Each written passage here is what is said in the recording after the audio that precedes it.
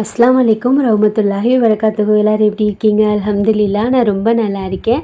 இன்றைக்கி பார்த்தீங்கன்னா வியாழக்கிழமை காலையில் எழுந்திரிச்சோடனே பாப்பாவுக்கு லஞ்ச் பேக் பண்ண ஸ்டார்ட் பண்ணிட்டேன். நேற்று பார்த்தீங்கன்னா பாப்பா ஸ்கூலில் லீவு. அவள் ஸ்கூல் வந்துட்டு கிறிஸ்டின் ஸ்கூல்ன்றனால நேற்று ஏதோ ஒரு ஃபங்க்ஷன்றனால லீவு விட்டுருந்தாங்க. அப்புறம் நிறைய பேர் நிறைய கொஷின் கேட்டிருந்தீங்க. அப்படியே நான் வீடியோ கண்டினியூ பண்ணிவிட்டு ஆன்சர் சொல்லிடுறேன். பாப்பா வந்துட்டு நம்ம வீட்டில் தான் இருக்காங்களான்னு சொல்லிட்டு நிறைய பேர் கேட்டிருந்தீங்க. ஆமாம் சிஸ்டர், பாப்பா நம்ம வீட்டில் தான் இருக்காங்க. என் தங்கச்சி வந்துட்டு நைட்டு மட்டும் வந்துக்கிருவா. ஏன்னா ரொம்ப குட்டி பாப்பான்றனால ஃபீடிங் பண்ணிகிட்ருக்காள, அதனால் பாப்பா ரொம்ப தேடுவாங்க. பகல் ஓரளவுக்கு மேனேஜ் பண்ணிடலாம், ஆனால் நைட் கொஞ்சம் கஷ்டமாக இருக்குது எனக்கு. ஏன்னா அஃப்ரா குட்டி வந்துட்டு ரொம்ப அழுகிறாள, அதனால தான். எல்லோரும் நல்லா தூங்கிட்டு இருந்தாங்க. குட்டி பாப்பா பக்கத்துலேயே பெரிய பாப்பாவை படுத்து தூங்கிட்டுருக்கா. நம்ம அஃப்ரா குட்டியை தான் சொன்னேன். சரி தூங்கட்டுன்னு சொல்லிட்டு கதவை மூடிட்டு நான் இங்கிட்டு வந்துட்டேன். ரிஃபா குட்டி வந்துட்டு அல்ஹம்துலில்லாஹ் இப்போ நல்லா இருக்காங்க. அதாவது என் தங்கச்சி பொண்ணு வந்துட்டு இப்போ கொஞ்சம் நல்லா இருக்காங்க, பெட்டராக இருக்காங்க. ஆனால் ஹாஸ்பிட்டல்லேருந்து இன்னும் டிஸ்சார்ஜ் பண்ணலை, ஹாஸ்பிட்டலில் தான் இருக்காங்க. அஃபீனாத்தா வந்துட்டு ஹாலில் தான் தூங்குனாங்க. எங்களுக்கு முன்னாடியே காலைல வெள்ளனே எழுந்திரிச்சு வேலைக்கு போயிட்டாங்க போல இருக்குது. பாவம் காலைல பார்க்கவே இல்லை. கதவை வந்துட்டு பூட்டி போட்டுட்டு போயிடுவாங்க, அதனால் பயம் கிடையாது. கொஞ்சம் திங்ஸ் எல்லாம் வாங்கி வச்சுட்டு தான் போனாங்க. எனக்கு முட்டை அதெல்லாம் இல்லையா, பாப்பா வச்சுருக்கனால கொஞ்சம் கடைக்கும் போக முடியல. அதனால் அஃப்ரீனாத்தாவே எனக்கு வாங்கி வச்சுட்டு போனாங்க. நல்லதாக போச்சு, நமக்கு ஒரு வேலை மிச்சமாச்சுன்னு சொல்லிட்டு நினச்சிட்டு இருந்தேன். இது பார்த்திங்கன்னா ரிஃபா என்ன சொல்கிறது, அஃப்ரான்னு சொல்லி அஃப்ரா நேமே வருது. ரயான் குட்டியோட பால் பவுடர் இங்கிட்ட டீ போட்டுட்டு இங்கே ஒரு அடுப்பில் பால் வந்துட்டு ரிஃபா பாப்பா கொடுத்து வரதுக்காக போட்டிருக்கேன். சும்மா என்ன சொல்கிறது, சேஃப்டிக்கு வச்சுக்கிருவோன்னு சொல்லிட்டு டாக்டர் இன்னும் ஒன்றும் கொடுக்க சொல்லலை, சேஃப்டிக்காக போட்டு வச்சுருக்கேன். பாப்பாவுக்கு வந்துட்டு ஸ்நாக்ஸ்க்கு வந்துட்டு சேவு, அப்புறம் இந்த ஸ்வீட் ரெசிபி இருக்கும்ல, இன்றைக்கி கொஞ்சம் சவுண்டாக தான் இருக்கும். ஏன்னா நான் குட்டி பாப்பா மடியில் வச்சுட்டு அப்படியே வாய்ஸ் ஓவர் கொடுத்துட்ருக்கேன். அப்புறம் குட்டியும் பக்கத்தில் தான் இருக்காங்க, கொஞ்சம் அட்ஜஸ்ட் பண்ணிக்கோங்க. சரி வீடியோ போடணும், அப்புறம் வந்துட்டு கண்டினியூஸாக என்ன சொல்கிறது போடாத மாதிரி ஆயிரும்ல, அதனால தான். பாப்பாவுக்கு ஸ்நாக்ஸ் எடுத்து வச்சுட்டு இன்றைக்கி மக்கோனி தான் ரெடி பண்ணியிருந்தேன். முட்டையை போட்டு கிண்டுவேல, அதே மாதிரி தான். காலையில் என்ன குக் பண்ணுறதுனே தெரியலை, என்ன பண்ணுறது, நைட்டு திங்க் பண்ணாமல் இருந்தாலும் இதுதான் பிரச்சனை இல்லை. சம்டைம்ஸ் திங்க் பண்ணி வச்சாலும் காலையில் நானே என்ன சொல்கிறது சேஞ்ச் பண்ணிடுவேன். அதே மாதிரி தான் இன்றைக்கும் சட்டுன்னு ஏதாவது பிரேக்ஃபாஸ்ட் ஐட்டம் செஞ்சு கொடுத்துருவோம். பாப்பா சாப்பிட்ற ஐட்டமாக செஞ்சு கொடுக்கணும், அது ஒன்று. அதனால் மேடம்க்கு ஃபஸ்ட்டு செஞ்சு கொடுத்தாச்சு. தங்கச்சி வேறு ஹாஸ்பிட்டலுக்கு கிளம்பணும், அவளும் ரெடி ஆகணும். அதுக்குள்ளே நான் நம்ம வந்துட்டு ஸ்கூலில் விட்டுட்டு வந்துடலான்னு சொல்லிவிட்டு பாப்பாவும் நானும் கிளம்பிட்டோம். வெளியில் பூட்டை போட்டுட்டு உள்ளே 3 பேர் தூங்கிட்டு இருக்காங்க. அஃபீனாத்தா வரலையா, சரி நானே போய் விட்டுட்டு வந்துடலான்னு விட்டுட்டு வர கிளம்பிட்டேன். போகிற வழியெல்லாம் பார்த்திங்கன்னா இந்த மாதிரி நாவல் பழம் தான் கொட்டி கிடக்கும். இப்போ சீசன் வந்துட்டு முடிய போகுது, அதுக்கு முன்னாடி நல்ல பழமாக கொட்டி கிடக்கும். அப்படியே விட்டுட்டு நானும் வந்துட்டேன். வந்ததுக்கப்புறமா எப்போயுமே பாத்திரம் கழுவுற அந்த மாதிரி வேலையெல்லாம் இருக்கும்ல, அதெல்லாம் முடிச்சிட்டேன். அவ்வளோவா எனக்கு வீடியோ எடுக்க முடியலை, ஏன்னா பாப்பா இருக்கிறனால. பாப்பா வந்துட்டு அவங்க அம்மா ரொம்ப தேடுறதுனால கையிலேயே வச்சுருக்க சொல்கிறான். இல்லைன்னா தொட்டியில் பிடிச்சி இப்போ பாருங்கள், இப்போ கூட நான் கையில் வச்சுட்டே தான் எடிட் பண்ணிக்கிட்டு இருக்கேன். இந்த மாதிரி கையில் வச்சுட்டு தான் பால் அடிக்கிறது அந்த மாதிரி செய்கிறது. இன்றைக்கி அம்மாவை வர சொல்லியிருக்கேன், ஏன்னா சமைக்கும் போது செத்த நேரம் வச்சுக்கோங்கம்மா பாப்பாவை, அழுகுறான், அவன் கீழே போட்டாலே அழுகுறான். சரி பிள்ளை ஹாஸ்பிட்டல்லேருந்து வர வரைக்கும் நம்ம குட்டி பிள்ளைய நம்ம வந்துட்டு பத்திரமா பார்த்துக்கணும்ல, அதனால தான் ஃபஸ்ட்டு அவனுக்கு பால் அடிச்சிடலான்னு சொல்லிட்டு பால் அடிச்சிட்டு இருந்தேன். தங்கச்சி இன்னும் ஹாஸ்பிட்டலுக்கு போகலை, இருக்கா, ரெடி ஆகிட்டுருக்கா. பால் பாட்டில்லாம் வாஷ் பண்ணிவிட்டு கொதிக்க வச்சிடலான்னு சொல்லிட்டு 2 குட்டீஸ் இருக்காங்களே நம்ம வீட்டில், அதனால் 2 குட்டீஸோட பால் பாட்டிலையும் பார்த்திங்கன்னா வாஷ் பண்ணுறதுக்காக போட்டுட்டேன்.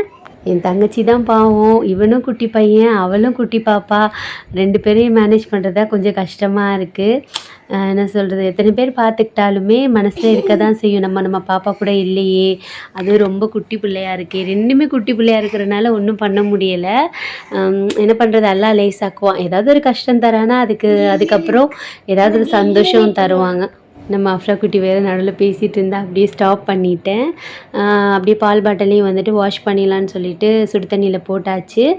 சொல்லிக்கிட்டு இருந்தாலும் ஏதாவது ஒரு கஷ்டம் இருந்துச்சுன்னா அதுக்கு பின்னாடி ஏதாவது ஒரு ஹாப்பினஸ் கண்டிப்பாக வச்சுருப்பான். அவளுக்கு என்னென்னா இப்போ தான் மச்சான் வெளிநாட்டுக்கு போனாங்களா, நம்ம தனியாக பாவம் ஹாஸ்பிட்டலில் நிறையா டெஸ்ட் எடுக்க சொல்லுவாங்கள்ல, நம்ம ஹாஸ்பிட்டல் அட்மிட் ஆனாலே நிறையா டெஸ்ட்டு இந்த மாதிரி எடுக்க சொல்லுவாங்க. அதுக்கெல்லாம் ஒண்டியாக அலைஞ்சிட்ருக்கா. எங்கள் சின்னம்மா வந்துட்டு பாப்பா கிட்டே இருக்காங்க. பாப்பான்றனால அந்த ட்ரிப்ஸ்லாம் போடுறேன்னா 2 பேர் மேனேஜ் பண்ண வேண்டியது இருக்கும் கண்டிப்பாக. இல்லைன்னா அவங்க பிடுங்கி போட ட்ரை பண்ணுவாங்க. அந்த மாதிரி தான் பாருங்கள், அவங்க தங்கச்சிக்கிட்ட உட்காந்து அழகா புள்ள பார்த்துக்கிட்டு இருக்கு. நல்லா தான் பார்த்துக்கிட்டுலாம் இருப்பா. ஆனால் ரயான் வந்துட்டு என்கிட்ட ரொம்ப நேரம் இருந்துட்டான்னு வைங்களேன், அவளுக்கே ஒரு கோவம், ஒரு பொசசிவ்னஸ்ன்னு சொல்லலாம். அது எல்லா சின்ன பிள்ளைகிட்டயுமே இருக்க தான் செய்யும். ஏன் சொல்கிறேன், அஃப்ரீன் அம்மாகிட்டயே சம்டைம்ஸ் இருக்கும். "நீங்கள் அவளை மட்டும் கொஞ்சுறீங்கம்மா, நீங்கள் கொஞ்சுங்கம்மா" அப்படின்னு சொல்லுவாள். நான் ரயானை தங்க பிள்ளை அப்படின்னு சொல்லிட்டாலே, "அப்போ நான் தங்க பிள்ளை இல்லையாம்மா?" அப்படின்னு வந்துட்டு நம்ம அஃப்ரா குட்டி கேட்குற அளவுக்கு வளர்ந்துட்டாங்க. காலையிலே வந்துட்டு நல்லா தொடச்சிட்டு பாப்பாவுக்கு ட்ரெஸ் எல்லாம் மாற்றி விட்டுட்டா தங்கச்சி. போனதுக்கப்புறம் கொஞ்சம் லேட்டாக குளிக்க வைக்கலான்னு இருக்கேன். எனக்குமே பார்த்திங்கன்னா ரயானை குளிக்க வைக்கிறது கொஞ்சம் பயமாக தான் இருக்குது. ஏன்னா ரொம்ப நாள் ஆச்சா. அதனால் அம்மா ஈஸியாக குளிக்க வச்சுருவாங்க. அம்மா வந்துட்டு அத்தாக்கு வந்துட்டு சாப்பாடு கொடுத்துட்டு ஒரு 10லேருந்து 11க்குள்ளே வந்துடுவேன்னு சொல்லியிருக்காங்க. அப்படியே நான் காலையிலேயே வாஷிங் மிஷினில் துணி போட்டுடலாம், பாப்பா ட்ரெஸ் எல்லாம் இருந்துச்சு, அதெல்லாம் அப்படியே போட்டாச்சு. அது பாட்டுக்கு வாஷ் பண்ணிக்கிட்டு இருக்கு. அதுக்குள்ளே இன்னும் நான் காலையிலேருந்து நம்மளோட ஃபேவரட் டீ இருக்கும்ல, அது குடிக்கவே இல்லை. என் தங்கச்சிக்கிட்ட சொன்னேன், ஐயோ நான் ஃபஸ்ட்டு பிரிஸ்க் ஆகிக்கிறேன் டீ அப்படின்னு சொல்லிட்டு டீயை ஃபஸ்ட்டு ஊற்றி குடிச்சிட்டு இருந்தேன். இன்றைக்கி வந்துட்டு வெளியில் வந்துட்டு கழுவி விட்டுட்டு இருந்தாங்களா மேடம், அதை நின்று பார்த்துக்கிட்டு இருந்தாங்க. அந்த அக்காவை வச்சு தான் நான் பாப்பாவுக்கு சாப்பாடு ஊட்டுவேன். கொஞ்சம் கொஞ்சம் மிரட்டுற மாதிரி இருக்காங்கள்ல, அந்த பர்சன் எல்லாம் வச்சு அவங்ககிட்ட சொல்லவான்னு சொல்லிட்டு சாப்பாடு ஊட்டுவேன். இப்போலாம் பாப்பாலாம் எனக்கு கால் வலிக்குதும்மா, கால் அமுக்கி விடுங்கம்மா, அட்டென்ஷனை வந்துட்டு அவங்க சைடு திருப்புறாங்களாம். அம்மா எனக்கு ரொம்ப முடியலம்மா, ஜுரம் அடிக்கிற மாதிரி இருக்குமா பேசும்போது, ஒரு நாள் நான் வீடியோ எடுத்து போடுறேன். அந்த மாதிரி சொல்லிக்கிட்டு இருந்தா. நானே கடகடன்னு எடிட் பண்ணிக்கிட்டு இருக்கேன். நம்ம அஃப்ரா குட்டி வேறு உள்ளே வரேன்னு சொல்லிக்கிட்டு இருக்கா.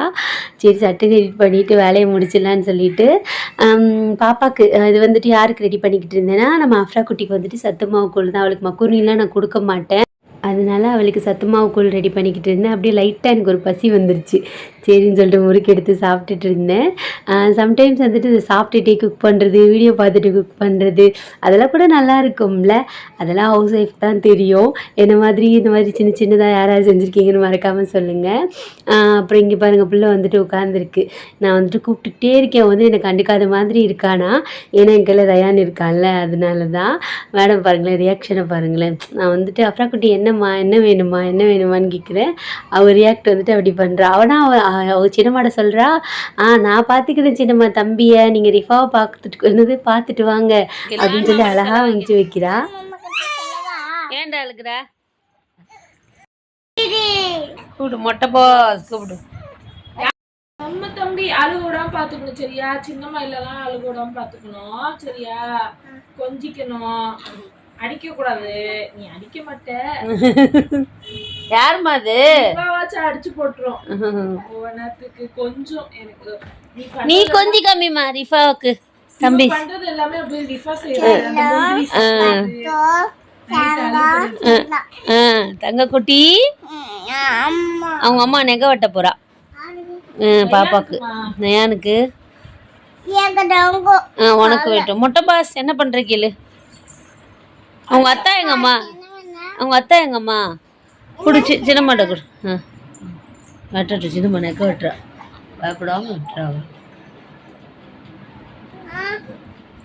எனக்கு நெக வெட்டட்டு.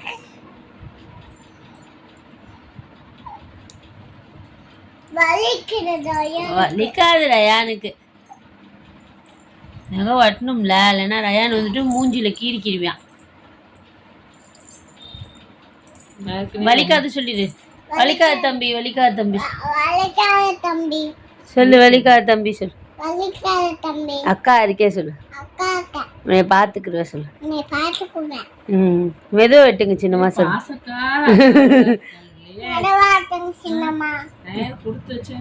ஆமா, நகை இருக்கா? தம்பிட்ட பேசு.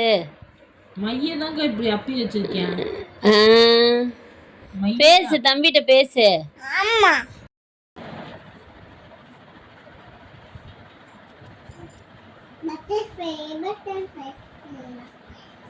இங்க ரோசஸ் சொல்லி கொடு தம்பிக்கு.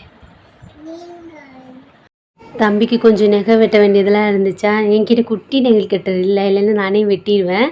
ஆனால் என் தங்கச்சி பரவாயில்ல, பெரிய நெயில் கட்டர்லேயே அழகாக வெட்டி விட்டுட்டு இருந்தா. சரி அப்படியே குக்கிங்கை ஸ்டார்ட் பண்ணலான்னு சொல்லிட்டு நான் குக்கிங்கை ஸ்டார்ட் பண்ணிட்டேன். நாளைக்கு வெள்ளிக்கிழமை தானே, நாளைக்கு ஸ்பெஷலாக ஏதாவது செஞ்சுக்கிறலாம். இன்றைக்கி வந்துட்டு புளிக்குழம்பு வச்சுட்டு அப்படியே கீரை வந்துட்டு பொரிச்சிட்டு கீரை பொரிச்சிட்டு இருந்தேன்னு சொல்லுவாங்க. காய் பொரிக்கிற மாதிரி கீரையும் பொரிச்சிட்டு முட்டையாக வச்சுட்டு அப்பளம் பொரித்து சாப்பிட்டுக்க போகிறோம், அவ்வளோதான். இதுவே ஃபுல்ஃபில்லாக தான் இருக்குமே. எவ்வளோ நான்வெஜ் பிடிக்குமோ அஃப்ரீனோட அத்தாவுக்கு அதே மாதிரி வெஜ்ஜும் பிடிக்கும். பட் எனக்கு தான் அவ்வளோவா தொண்டையில் இறங்காதனால எப்படி இருந்தாலும் ஒரு நான்வெஜ் இருக்கணும். அது என்ன செய்யறதுன்னு தெரியல. என்னோடய மேனுஃபேக்சரிங் டிஃபெக்ட்டுன்னு நினைக்கிறேன். புளியை ஊற வச்சுட்டு இந்த அடுப்பில் முட்டையும் அவிய போட்டுட்டு இங்கிட்டு பார்த்திங்கன்னா குழம்புக்கும் ரெடி பண்ணிட்டேன். ஒரு சிஸ்டர் கேட்டிருந்தாங்க பாப்பாவுக்கு என்னன்னு கேட்டிருந்தாங்க. பாப்பாவுக்கு ஃபீவர் தான், அலமதுல்லா இப்போ நல்லா இருக்காங்க. நல்லா பேசுகிறா. வீடியோ காலில் தம்பிட்டெல்லாம் ரயான் கூப்பிட்றா. அலமதுல்லா எல்லாம் லேசாக்குவான். நம்ம எப்பயுமே நம்ம மனசில் நினைக்கிறதா நடக்கும். என்னோட ஒரு ஃபீலிங்கு பெருசாக ஏதாவது ப்ராப்ளம் இருந்தாலும் எல்லாம் லேசாக்குவான், சின்னதாக்கிடுவான்னு சொல்லிட்டு நம்ம மனசில் நினச்சோன்னு வைங்களேன், கண்டிப்பாக அதே மாதிரி நடந்திருக்கு. இல்லை நம்ம மனசே சம்டைம்ஸ் வந்துட்டு நெகட்டிவாக திங்க் பண்ணும் தெரியுமா? அந்த மாதிரி திங்க் பண்ணோம்னா நெகட்டிவாக தான் முடியும்.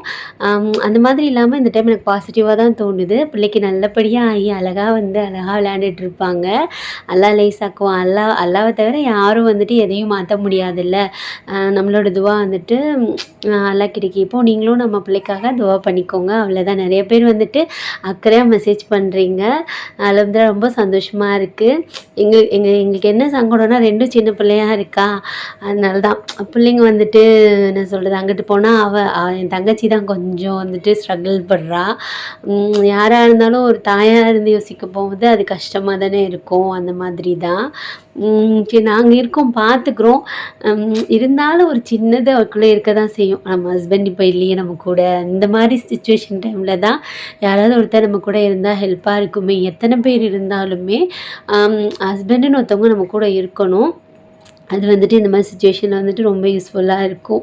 அப்படியே நான் வந்துட்டு பேசிகிட்டு இருக்கேன். இப்போ நான் என்ன பண்ணிகிட்டு இருந்தேன்னா, சமையல் வேலை தான் பார்த்துட்டு இருந்தேன். அப்படியே மேடமையும் குளிக்க வச்சுட்டு ட்ரெஸ் போட்டு விட்டுட்டேன். அம்மா வந்தனால ரயான் குட்டியை வந்துட்டு அம்மா பார்த்துட்டு இருக்காங்க. மேடம் வந்துட்டு ரயானோட ஜெட்டி எடுத்து போட்டுட்டு திரியிறா பாருங்க. கேட்டால் சொல்கிறான், அதுதான் அழகாக இருக்கான், க்யூட்டாக இருக்கான். அதை வேறு என்கிட்ட கேட்டுக்கிறாமா, நல்லா இருக்கா அப்படின்னு சொல்லிட்டு கேட்டுட்டு இருந்தேன். நல்லா இருக்குமா, ஆனால் போடக்கூடாது தங்கம், தம்பியோட ஜட்டியானா போங்கம்மா அப்படின்னு சொல்லிட்டு இருக்கா. நல்லா இருக்கா கேட்டு தம்பி ஜட்டியை போட்டிருக்கே, வெக்கமா இல்லை?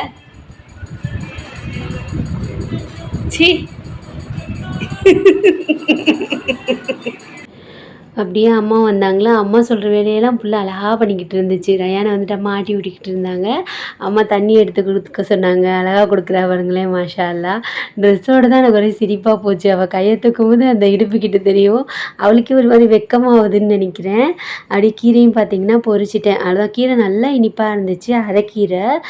இதை கடையவும் செய்யலாம். கடைஞ்சா எனக்கு ரொம்ப பிடிக்கும். நான் என்ன சொல்கிறது, எது சட்டுன்னு செய்கிற வேலையோ அதை தான் பார்த்திங்கன்னா பார்த்துக்கிறது. மோஸ்ட்லி வந்துட்டு பாப்பா இருந்தாலே இந்த மாதிரி குட்டி பாப்பா இருந்தாங்கன்னா நம்ம தனியாக மேனேஜ் பண்ணுறது கொஞ்சம் கஷ்டம். பெரியவங்க இருந்தால் கொஞ்சம் ஹெல்ப்பாக இருக்கும். அதனால தான் அம்மா வர சொன்னேன். இப்போ நான் என்ன கவனிச்சிட்டு இருந்தேன்னா, நான் ஒரு என்ன சொல்கிறது, மருந்து பைத்தியம்னே சொல்லலாம். மருந்து டீ அதுக்கெலாம் கொஞ்சம் அடிக்ட்டு தான். அம்மா வந்துட்டு இந்த மருந்து வாங்கிட்டு இருந்தாங்க. நீ டைகர் பம் தேப்பில் அதில் இந்த மாதிரி வந்திருக்கு, இதை யூஸ் பண்ணி பாருன்னு சொன்னாங்க. எனக்கு தலைவலி வந்தால் கண்டிப்பாக மருந்து இருக்கணும். அப்புறம் ட்ராவல் டைமில் இருக்கணும். வெளியில் ஏதாவது பர்ச்சேஸ் போனோம்னா அப்போ இருக்கணும். அந்த மாதிரி எப்பயுமே பார்த்திங்கன்னா ஹேண்ட்பேக்கில் எது இருக்கோ இல்லையோ கண்டிப்பாக கோடலி தைலம், டைகர் பாம்பு, ஏதாவது ஒரு பெயின் ரிலீஃப் என்ன சொல்கிறது, அந்த ஸ்மெல் வரும்ல, அந்த மாதிரி மருந்து இருக்கணும். அஃபீனாத்தாவும் வந்துட்டாங்க மத்தியானம் சாப்பிட்றதுக்கு. ஒரு 10 மினிட்ஸ் தான்ப்பா இருக்குது, சாப்பாடு போட்டு வைப்பான்னு சொன்னாங்க.